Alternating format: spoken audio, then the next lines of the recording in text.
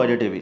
ఇక మీరు ఎవరెస్ట్ ఒంటరిగా ఎక్కాలనుకుంటే మాత్రం ఆ కల నెరవేరదు. యెస్, నేపాల్ ఇకపై సోలోగా పర్వతారోహణ చేయాలనుకున్న వారికి ఎదురు దెబ్బే ఇది. నేపాల్ ప్రభుత్వం తీసుకొచ్చినటువంటి కొత్త చట్టం ప్రకారం 8,000 మీటర్లు అంతకన్నా ఎక్కువ పర్వతారోహాలు చేయాలనుకుంటే మాత్రం ఖచ్చితంగా ఇద్దరు టీంతో సహా ఉండాల్సిందే. వారిద్దరితో పాటు ఒక మౌంటైన్ గైడ్ కూడా వారితో ఉంటాడు. ఇకపై మేము సోలోగా ఒంటరిగా ఎక్కి రికార్డ్స్ సాధిస్తాము అనుకున్న వాళ్ళకి నిజంగా ఇది ఒక బ్యాడ్ న్యూస్ అనే చెప్పాలన్నమాట.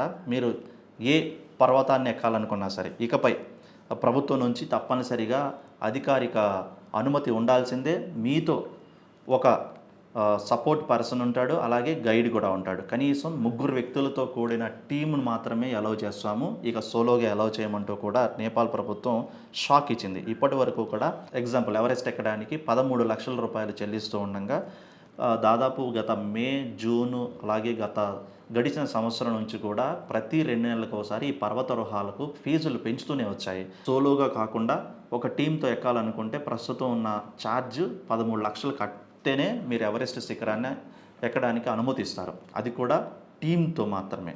సో 3 వ్యక్తులు కలిసి ఒక టీమ్గా పర్వతాలను ఇంకా ఎక్కాల్సి ఉంటుంది. ఒంటరిగా ఎక్కుతాను అంటే మాత్రం ఎలో చేసే పరిస్థితే లేదు. ఎలాగో తెలియదు, కానీ నేపాల్ ప్రభుత్వం చెప్తున్న దాని ప్రకారం వాతావరణాన్ని దృష్టిలో ఉంచుకొని, అక్కడ జరిగే ప్రమాదాలను దృష్టిలో ఉంచుకొని సింగిల్గా వెళ్ళే పర్సన్స్ మిస్ అయిపోతున్నారు. వాళ్ళ సమాచారాలు ఆచూకీ దొరకకుండా పోతున్నాయి. టీమ్గా వెళ్ళటం వల్ల ఒకరికొకరు సపోర్ట్ చేసుకొని ప్రాణాలు కాపాడుకునే పరిస్థితి ఉంటుంది.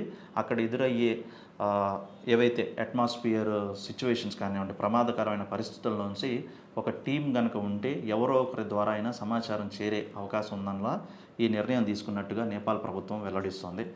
సో తీసుకున్న నిర్ణయం చాలా మంచిదే. ఒక టీమ్గా కలిసికట్టుగా అంత ఎత్తున పర్వతాలు ఎక్కేటప్పుడు అన్ని జాగ్రత్తలు తీసుకోవాలి. కానీ సోలోగా ఎక్కి రికార్డ్స్ సాధించాలనుకున్న వాళ్ళు మాత్రం కొంచెం ఇది నిరుత్సాహపరిచే వార్తే.